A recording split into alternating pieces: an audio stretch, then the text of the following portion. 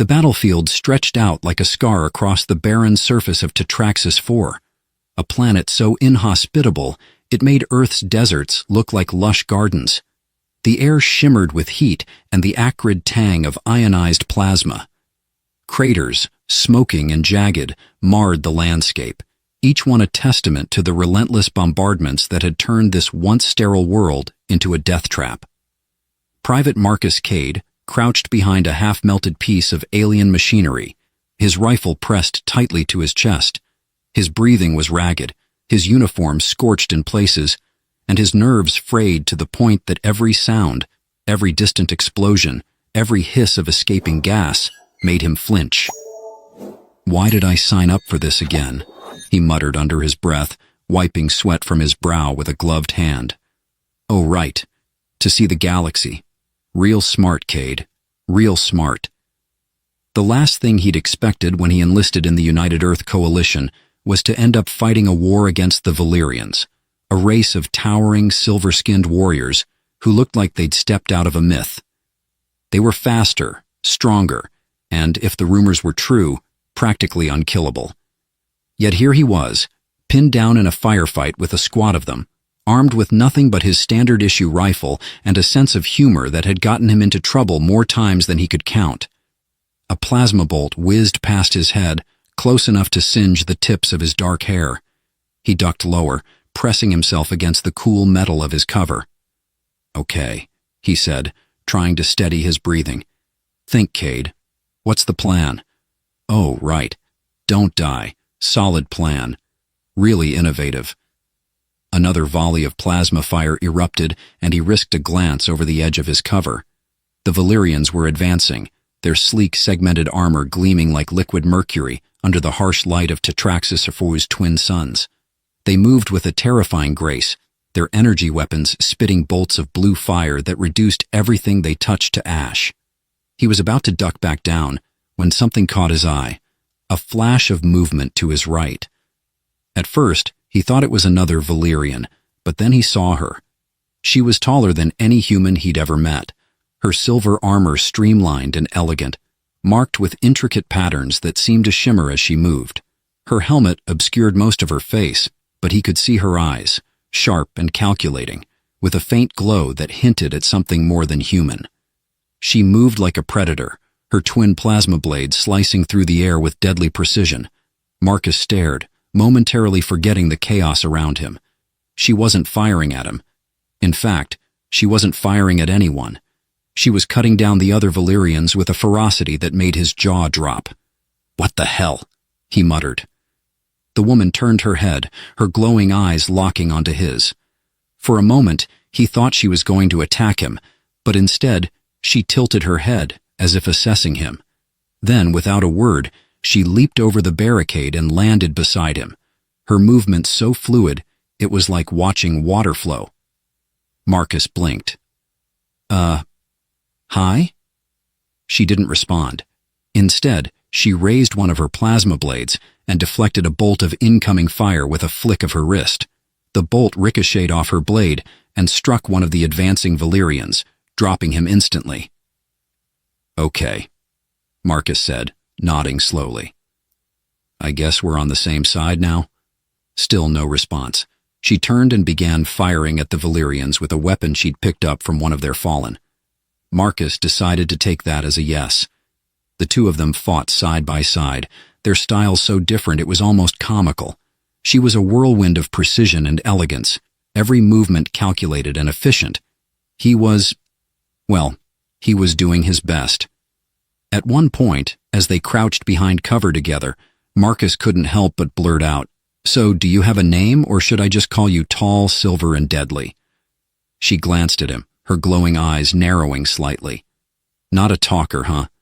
That's fine. I'll do the talking for both of us. You know, this is not how I imagined my day going.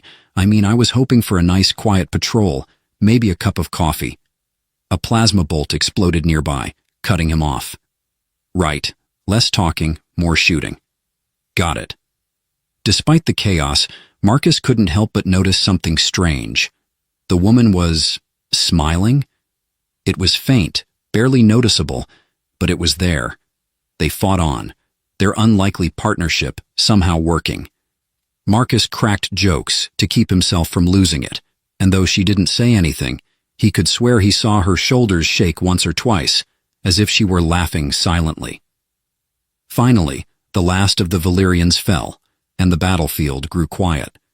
Marcus leaned against the barricade, his rifle dangling from one hand as he tried to catch his breath. "Well," he said, looking over at his new companion. "That was fun. We should do this again sometime."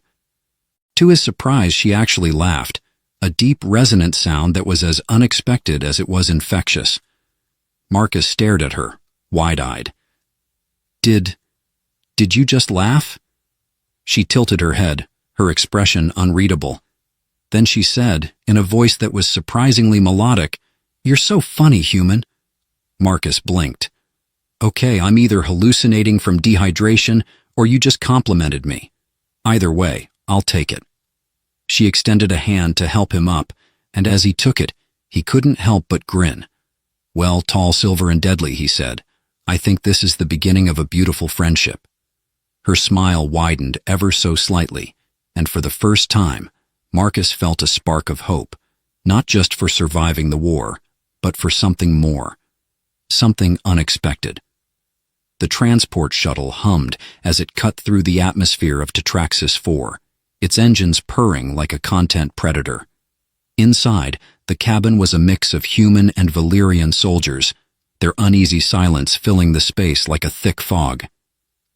Private Marcus Cade sat near the rear of the shuttle, his back pressed against the cold metal wall, his rifle resting across his lap.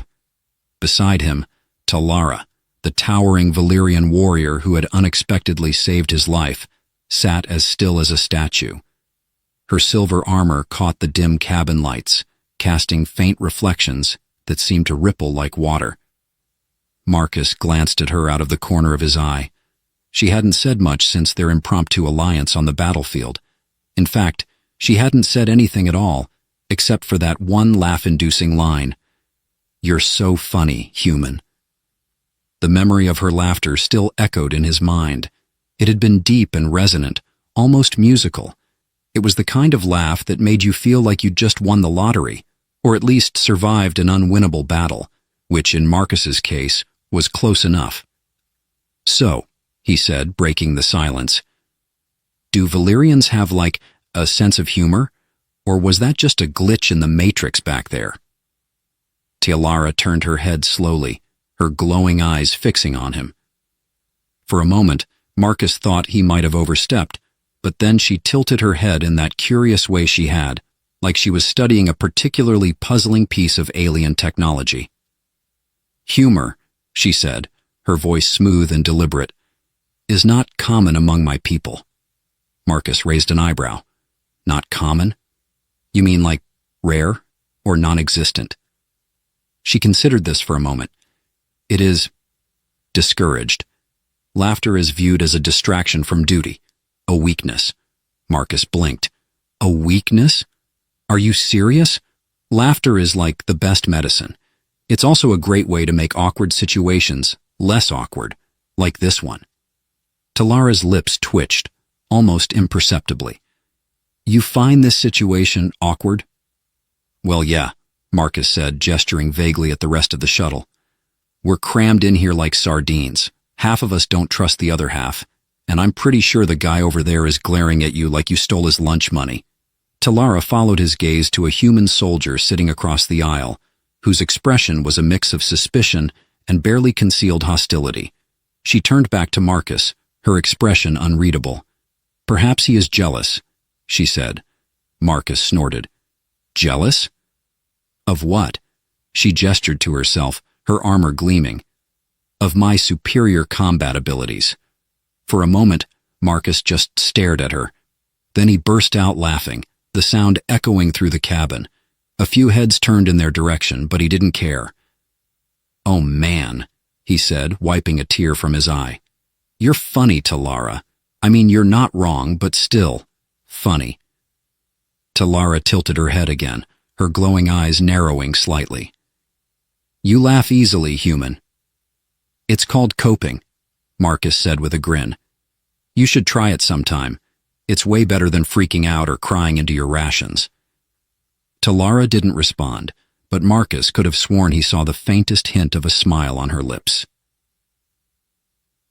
The shuttle shuddered as it docked with the orbital command station, its landing gear clanking against the metal deck. The soldiers disembarked in tense silence, their boots echoing against the polished floor. Marcus and Talara were escorted to a briefing room where a holographic display of their next mission flickered to life. A grizzled human officer and a stern-looking Valyrian commander stood at opposite ends of the room, their postures stiff and formal. "Your objective," the officer said, his voice gravelly, "is to infiltrate an enemy outpost and disable their communications array. This will pave the way for our main assault." The hologram shifted, showing a detailed map of the outpost. Marcus squinted at it, trying to make sense of the overlapping lines and symbols. "Great," he muttered. "Another suicide mission, my favorite." The officer shot him a glare, but before he could say anything, Talara spoke. "Your pessimism is noted, Private Cade," she said, her tone neutral. "However, I suggest you focus on the task at hand." Marcus smirked. "Was that a joke? Because if it was, I gotta say, your delivery needs work." Talara ignored him, her glowing eyes scanning the hologram with laser-like focus. Later, as they prepared for the mission, Marcus found himself walking alongside Ta'Alara through the station's labyrinthine corridors. "So," he said, breaking the silence, "how do you guys even define humor? Like, do you have jokes? Or is it just weird observations about humans?" Talara glanced at him. "Humor, as you define it, is alien to us. We value efficiency and clarity. Your jokes often lack both." Marcus grinned. "That's what makes them great. Like, here's one for you. Why did the Scarecrow win an award?" Talara frowned slightly. "A scarecrow? As in, an artificial construct to deter avian creatures?" "Exactly," Marcus said, nodding. "Why did it win an award?" She considered this for a moment. "I do not know." "Because it was outstanding in its field." There was a pause. Then Talara tilted her head, her lips twitching. "That is illogical," she said, but there was a faint warmth in her tone. "Yeah," Marcus said with a chuckle, "but it's funny, and that's the point." Talara didn't respond, but as they reached the armory, Marcus caught a glimpse of something he hadn't expected. A genuine smile. By the time they reached the drop zone, the tension between them had eased, replaced by a tentative camaraderie. As they descended toward the surface in a smaller, sleeker shuttle, Marcus leaned back in his seat, his rifle resting across his lap. "You know," he said, glancing at Talara, "for someone who doesn't do humor, you're not half bad at it." She raised an eyebrow. "I will take that as a compliment." "It was meant as one," Marcus said with a grin. "Just wait. By the time this war's over, you'll be cracking jokes like a pro." Talara's expression softened, and for the first time, she allowed herself a small laugh. "Perhaps," she said, "but only if you survive long enough to teach me." Marcus grinned. Challenge accepted. As the shuttle touched down, Marcus felt a flicker of something he hadn't felt in a long time. Hope. Maybe, just maybe, they had a chance, not just at surviving, but at understanding each other. And if they could do that, then anything was possible. The icy winds of Vexor Prime sliced through the air as Marcus and Talara crouched behind a jagged outcrop of obsidian-like rock. The enemy outpost loomed ahead, its spire-like towers reaching toward the planet's pale green sky. The structure pulsed faintly, the energy conduits along its walls glowing with an eerie blue light that reminded Marcus of bioluminescent jellyfish. "Tell me again why we couldn't have done this on a tropical planet," Marcus muttered, his breath fogging up the visor of his helmet. "You know, somewhere with beaches and margaritas." Talara, kneeling beside him, didn't respond immediately. She was studying the outpost with the same intensity she brought to everything. Her armor, which had adapted to the freezing conditions, shimmered faintly as it adjusted its thermal output. "Vexor Prime is strategically significant," she said finally, her voice calm and measured. "Its proximity to the hyperlane nexus makes it a critical supply hub." Marcus rolled his eyes.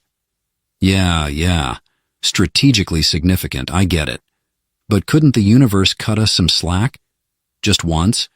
Maybe throw in a sun lamp or two?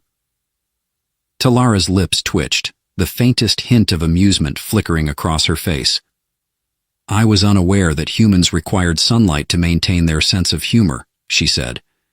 "Oh, we don't require it," Marcus replied, grinning. "It just helps. That and coffee. Lots of coffee." Talara turned her glowing eyes toward him. "You are unusual, Marcus Cade." "Yeah, I get that a lot," he said, peeking over the rock to get a better look at the outpost. "So, what's the plan? Tall, silver, and deadly.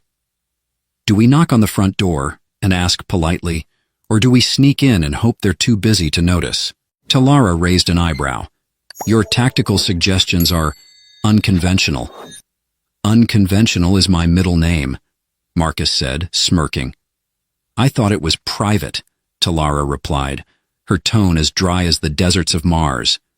Marcus blinked, then burst out laughing. "Oh, wow, did you just make a joke? I think I'm rubbing off on you." Talara didn't respond, but there was a glint in her eyes that Marcus chose to interpret as approval. The outpost's perimeter was guarded by automated turrets and patrolling drones, their sleek forms gliding silently over the snow-covered ground. Marcus and Talara moved carefully, using the terrain to stay out of sight. "Let me guess," Marcus whispered as they approached the outer wall. "You've got some fancy Valyrian gadget that's going to get us inside, right?" Talara reached into a compartment on her armor and pulled out a small disc-shaped device. "Of course," she said, attaching it to the wall. The device emitted a faint hum as it began to override the outpost's security systems. Marcus watched, impressed. "You know, I was joking, but that's actually pretty cool. Can I get one of those?" "No," Talara said without missing a beat. "Figures," Marcus muttered, grinning. The device beeped softly, and a section of the wall slid open, revealing a narrow passageway. "After you," Marcus said, gesturing with a mock bow. Talara stepped inside without hesitation, her plasma blade in hand. Marcus followed, his rifle at the ready. Now, the interior of the outpost was as alien as Marcus had expected. Smooth, organic-looking walls that seemed to pulse faintly, as if the structure were alive. The air was cool and faintly metallic, and the floor emitted a soft glow with each step they took. "Is it just me?" Marcus whispered. "Or does this place remind you of a giant glowworm?" Talara glanced at him. "A glowworm?" "Yeah, you know, little bugs that light up. You don't have those on Valyria?" "No," she said, her tone faintly bemused. "We do not." "Well, you're missing out," Marcus said. "They're pretty cool, way less creepy than this place." Talara didn't respond, but Marcus thought he saw the corner of her mouth twitch. They moved deeper into the outpost, their progress slow but steady. The corridors were eerily quiet, the only sounds the faint hum of machinery and the occasional distant clank of metal. As they approached the central communications hub, Marcus couldn't shake the feeling that something was off. "Hey, Talara," he whispered. "Is it just me, or is this a little too easy?" Talara nodded, her expression tense. "I was thinking the same." "Great," Marcus muttered.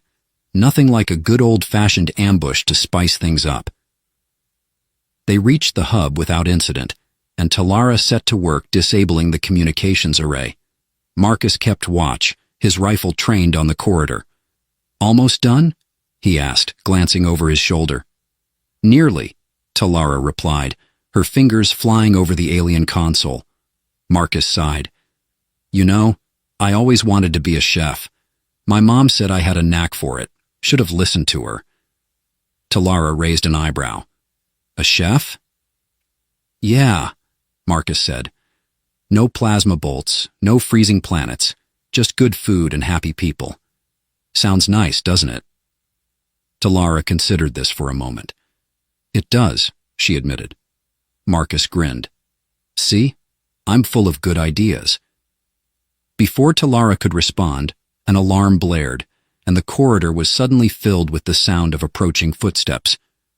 Ah, there it is, Marcus said, raising his rifle. I was starting to miss the action. The fight that followed was chaotic and intense.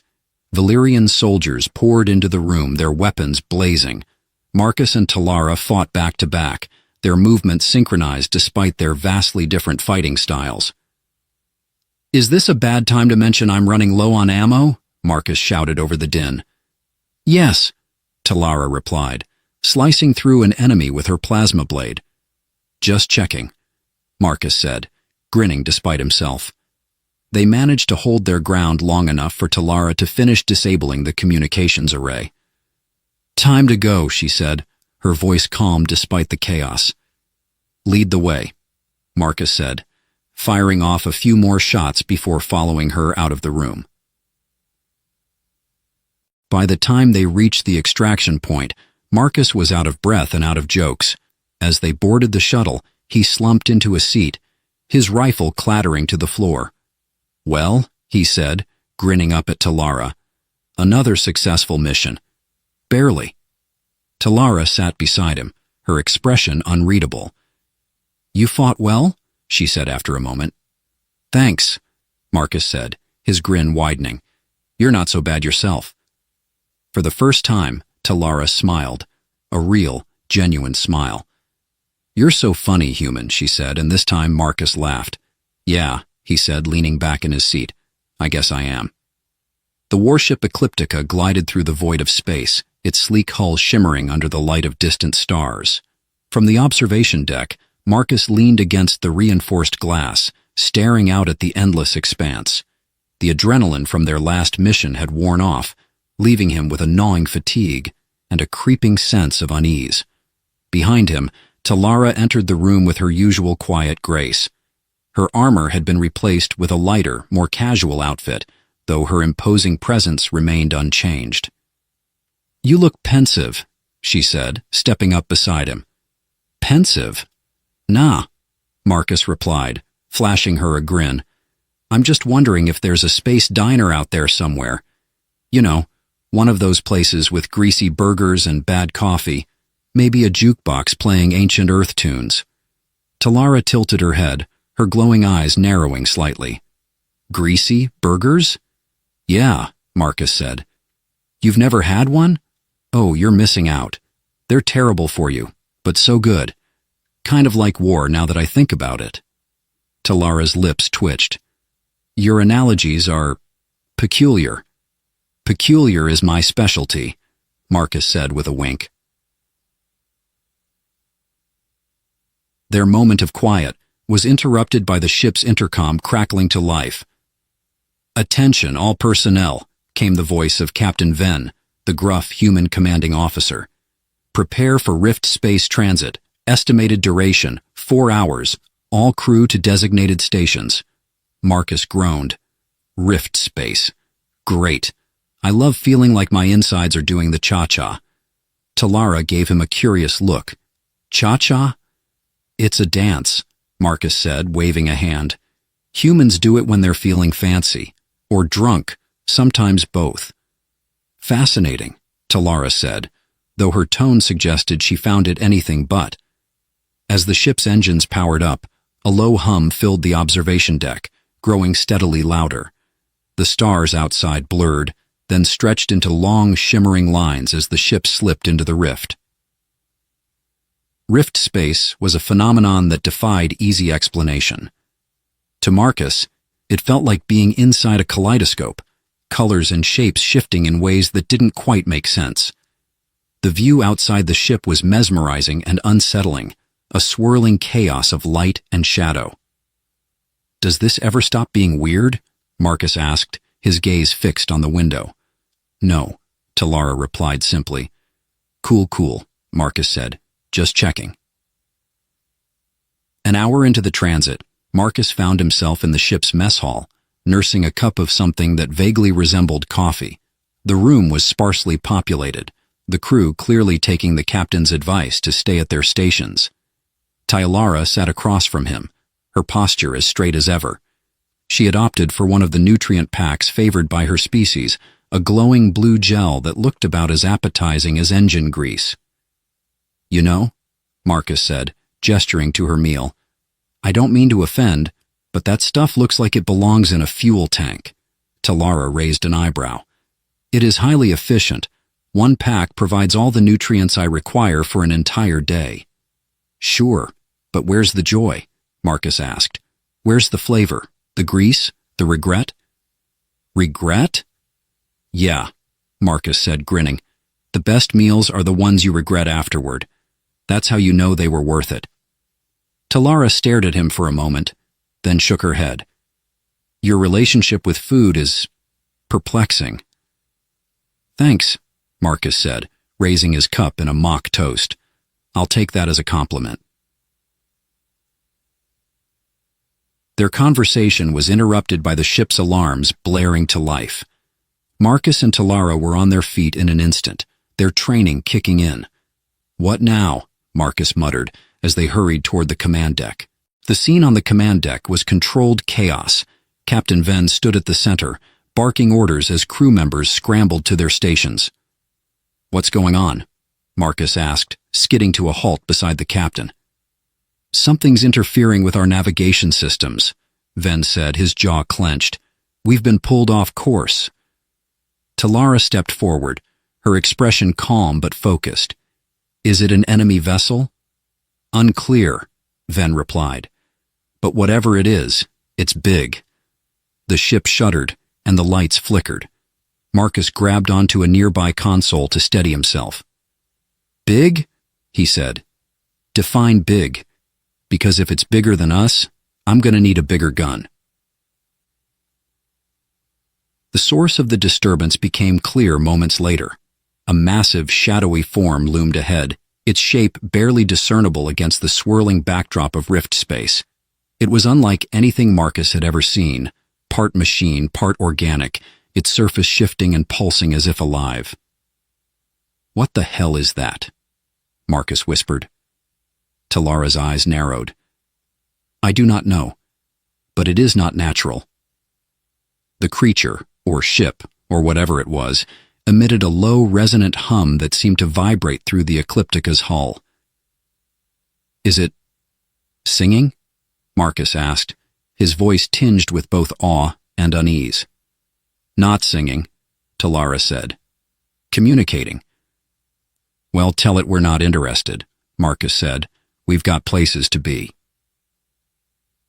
In the Ecliptica's weapon systems came online, and the ship's turrets fired a barrage of energy blasts at the entity. The attack seemed to have little effect, the energy dissipating against the creature's shifting surface. "Great," Marcus muttered. "It's bulletproof." "Of course it is." Tylara stepped closer to the main console, her glowing eyes scanning the readouts. "Its energy signature is unusual. It may not be hostile." "Yeah, tell that to the ship it's shaking apart," Marcus said as another tremor rocked the deck. In the end, it was Tylara who came up with a solution. Using a combination of Valyrian and human technology, she devised a way to emit a counter-frequency that disrupted the creature's resonance. As the device powered up, Marcus couldn't resist making one last quip. "So, basically we're giving it a really bad headache?" "Essentially," Tylara said, her tone as dry as ever. "Good," Marcus said, "because it's giving me one too." The plan worked. The creature or ship retreated, its form dissolving into the swirling chaos of rift space. As the Ecliptica returned to its course, Marcus and Tylara found themselves back on the observation deck, staring out at the now calm void. "Well," Marcus said, breaking the silence, "that was weird." Tylara nodded. "Agreed. Think we'll ever see it again?" "Perhaps," she said. "But if we do, we will be ready." Marcus grinned. "You know, I'm starting to think you actually like these crazy missions." Talara didn't respond, but the faint smile on her lips said more than words ever could. The warship Ecliptica floated in orbit around the barren crimson world of Kryvax 7. Its surface, marred by jagged canyons and sprawling impact craters, shimmered faintly under the light of its dying sun. From the observation deck, Marcus squinted at the planet below, his helmet tucked under one arm. "Why is it always the creepy planets?" he asked aloud, more to himself than anyone else.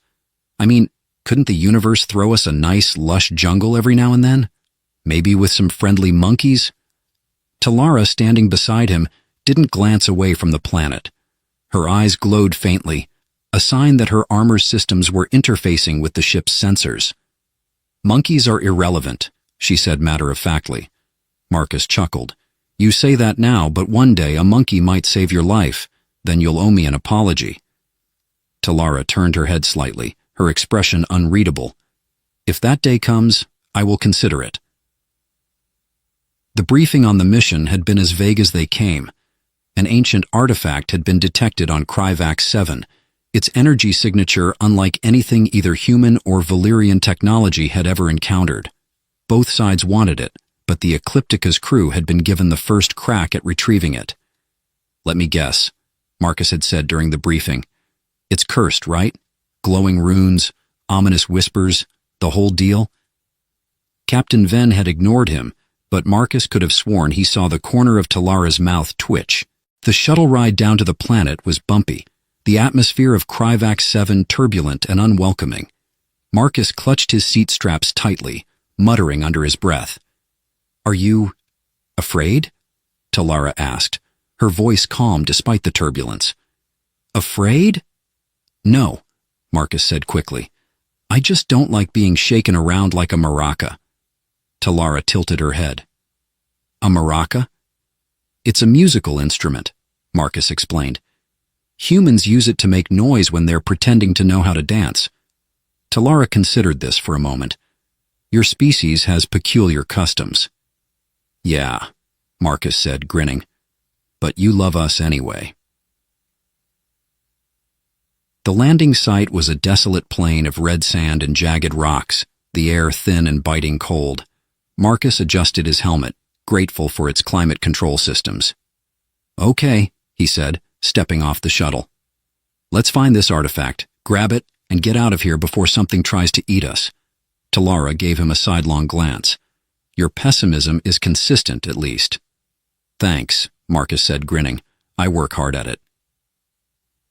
Then the artifact was located deep within a canyon, its exact position marked by the faint energy signature detected by the Ecliptica's scanners. The journey to the canyon's edge was uneventful, though Marcus couldn't shake the feeling that they were being watched. "Hey, Talara," he said, keeping his rifle at the ready. "You ever get the feeling you're in a bad horror movie?" "No," Talara replied without hesitation. "Well, you're missing out," Marcus said. "This is exactly how they start. Creepy planet, weird artifact, two mismatched protagonists." Talara raised an eyebrow. "Protagonists?" "Yeah," Marcus said. "You know, the main characters, United States, except you're the stoic warrior and I'm the comic relief." Talara's lips twitched. "I see." The artifact itself was unlike anything Marcus had ever seen. It was a tall, obelisk-like structure, its surface covered in intricate patterns that seemed to shift and flow when viewed from different angles. It emitted a faint hum, the sound resonating in Marcus's chest. "Okay," Marcus said, staring at the artifact. "That's definitely cursed. I mean, look at it. It's practically screaming, 'Don't touch me.'" Talara approached the artifact cautiously, her plasma blade at the ready. "It is not cursed," she said, "but it is unusual." "Unusual is one word for it," Marcus muttered. "I'd go with creepy as hell."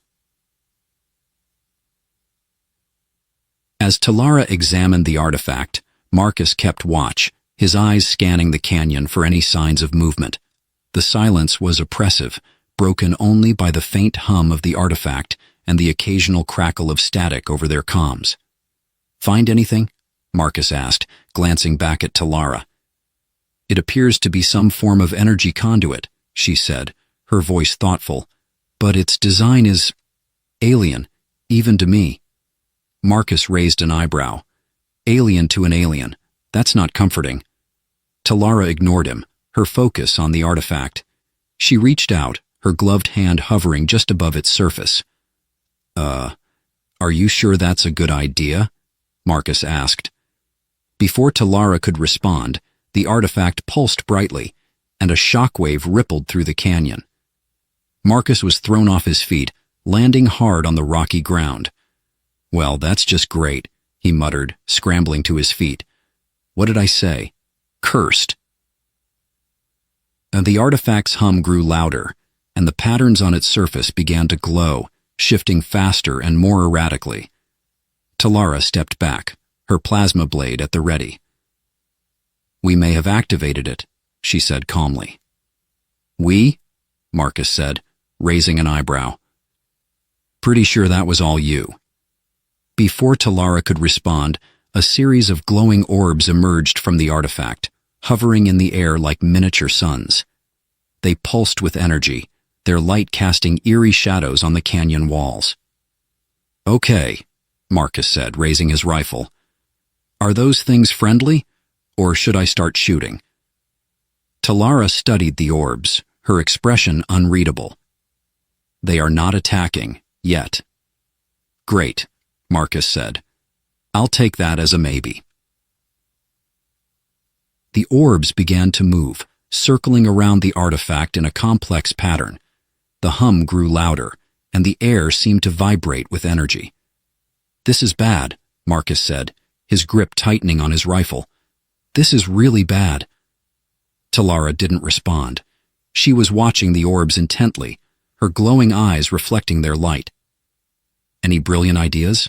Marcus asked. Yes, Talara said. Do not panic.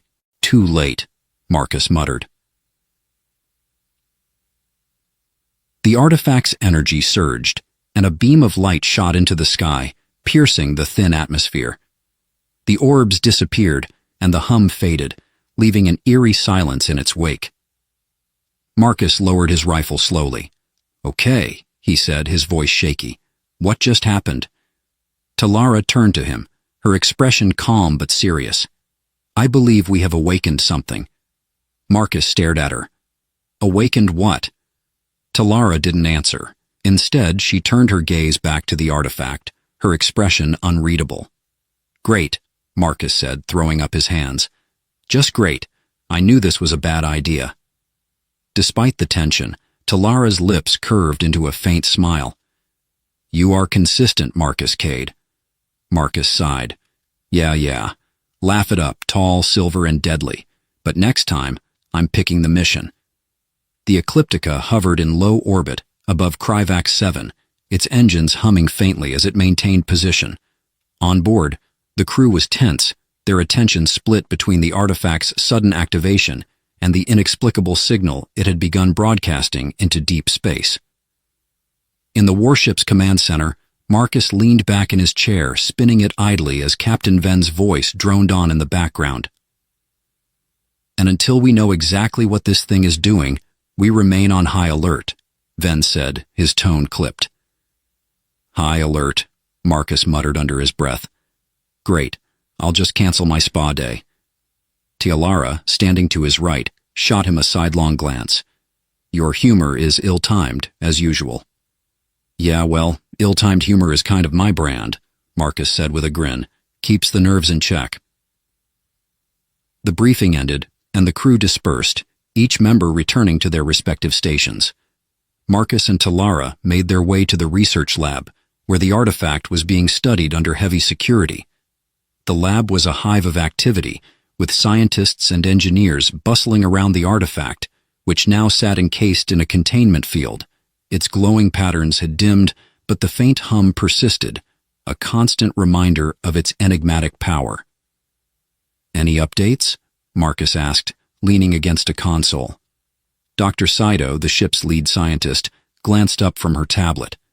We've determined that the artifact is emitting a signal, but we can't decode it.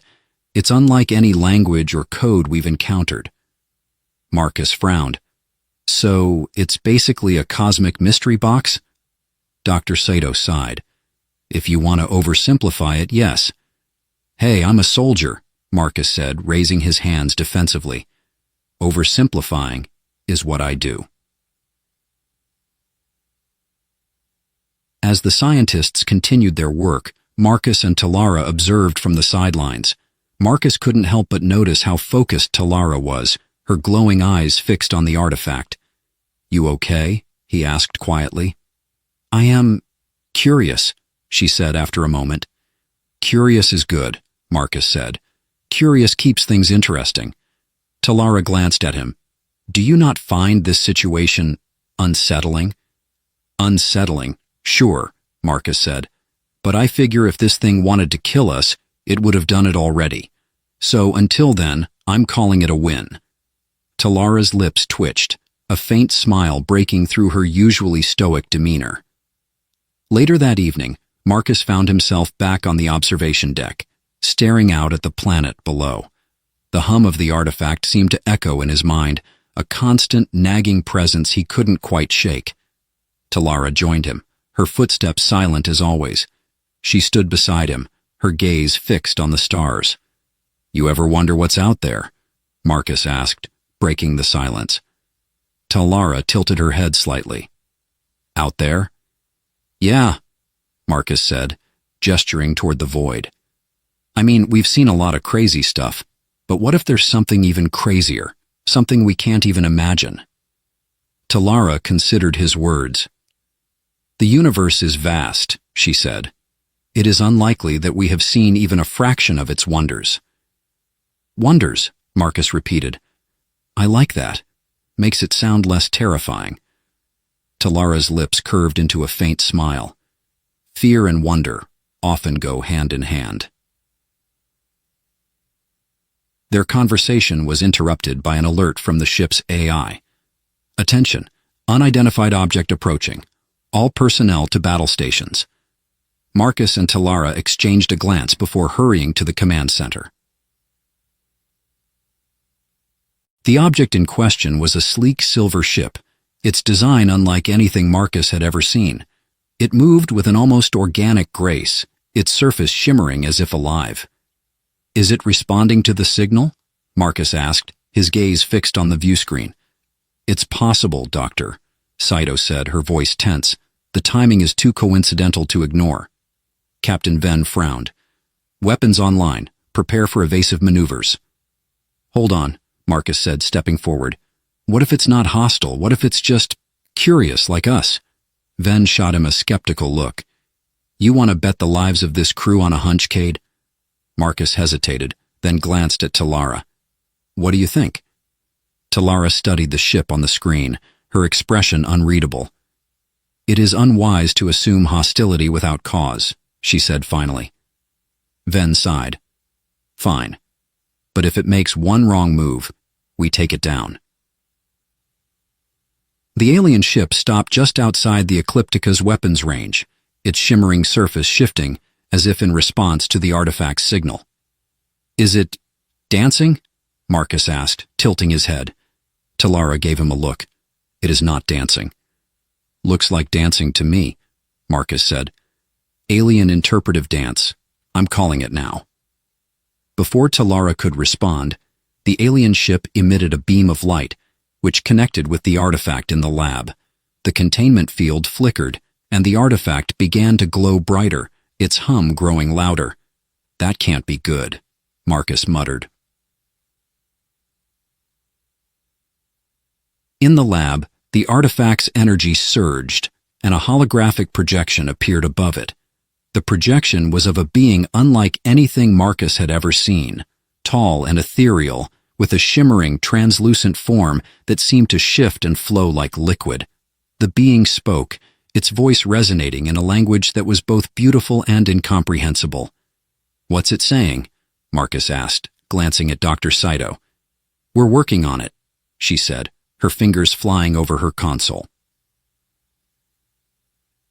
As the scientists scrambled to decode the message, Marcus turned to Talara.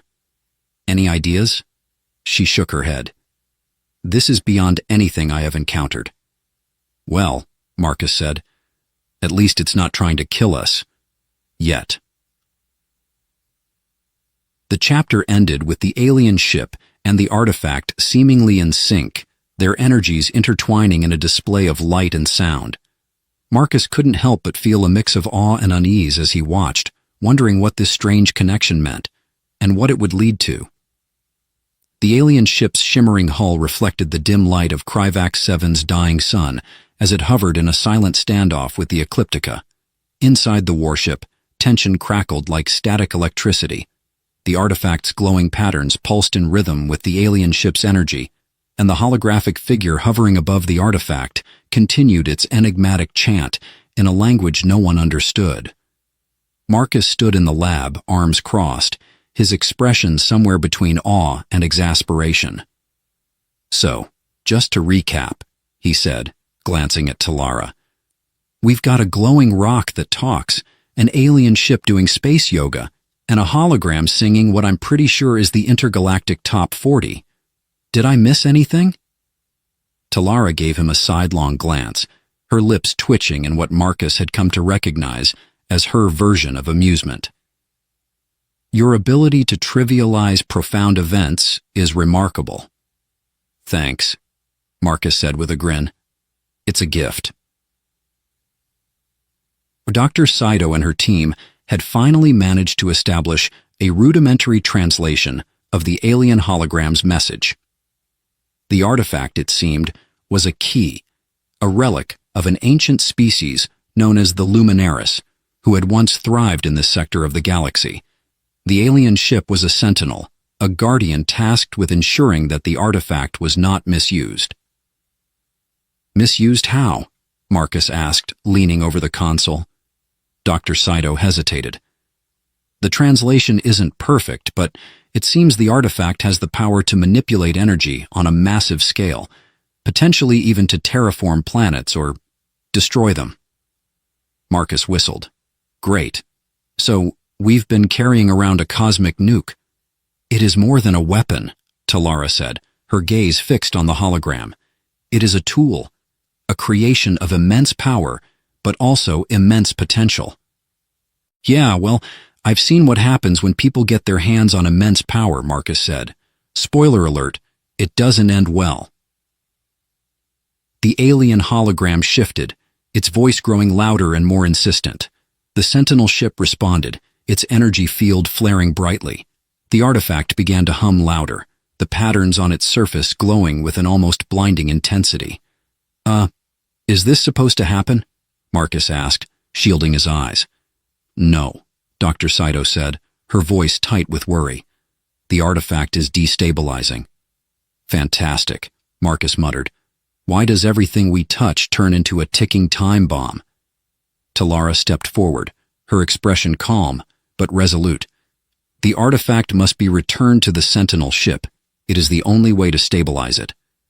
And how do we do that without getting blasted into space dust? Marcus asked. Talara glanced at him, her glowing eyes steady. We will convince them of our intentions. Marcus blinked. Convince them? Tall, silver, and deadly, they're aliens. They don't even speak our language. Then you will have to make them laugh, Talara said, her tone completely serious. Marcus stared at her. You're joking, right? Talara's lips curved into the faintest of smiles. You are amusing, Marcus Cade. Perhaps they will find you amusing as well. With the artifact carefully secured, Marcus and Talara boarded a small shuttle and made their way toward the Sentinel ship. The alien vessel loomed larger and larger in the viewport, its surface shifting like liquid metal. So, just to be clear, Marcus said as he strapped in, our plan is to hand over the universe's most powerful glow stick and hope they don't vaporize us? Precisely, Talara said.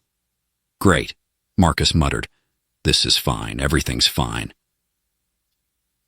The interior of the Sentinel ship was as alien as its exterior, vast, organic-looking chambers filled with shimmering light and flowing energy. Marcus and Talara were escorted by a group of glowing orbs that seemed to communicate through pulses of light. Okay, Marcus whispered. So far, so good. Nobody's tried to kill us yet. Do not jinx it, Talara said. I'm not jinxing it, Marcus said. I'm just cautiously optimistic. They were led to what appeared to be the ship's central chamber, where the holographic figure from the artifact awaited them. It gestured toward the artifact, its voice rising in a tone that was unmistakably urgent. Talara stepped forward, her plasma blade holstered but within reach. We mean no harm, she said, her voice steady. We only wish to return the artifact to its rightful place. The hologram turned its gaze to Marcus, its expression unreadable.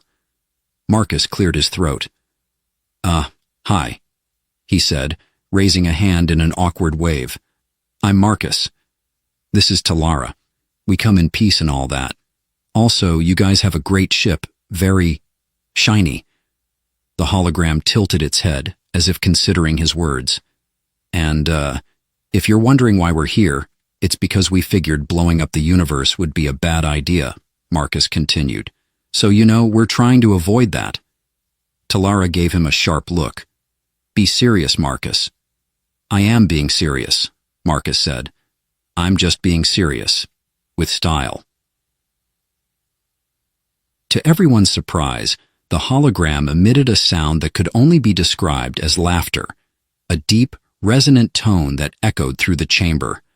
The glowing orbs pulsed in what seemed like approval. Talara raised an eyebrow. You made them laugh. Marcus grinned. Told you. Humor saves the day. With the artifact returned to its rightful place, the Sentinel ship's energy stabilized, and the hum that had permeated the air faded into silence.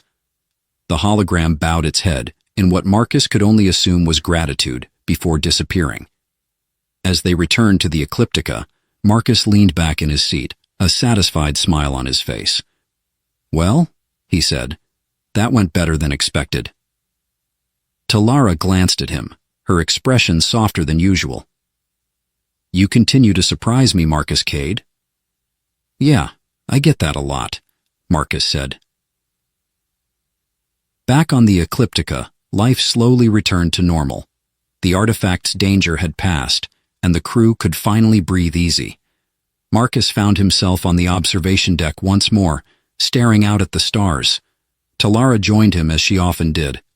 You've changed, she said after a long silence. Me? Nah, Marcus said. Still the same guy. Charming, hilarious, and devastatingly handsome. Talara's lips curved into a faint smile. And yet, you are more than that. Marcus glanced at her, his grin softening. Yeah, well, maybe I've had a good influence. Talara didn't respond, but the look in her glowing eyes said more than words ever could. As the Ecliptica sailed through the stars, Marcus couldn't help but feel that, for the first time in a long time, he was exactly where he was meant to be.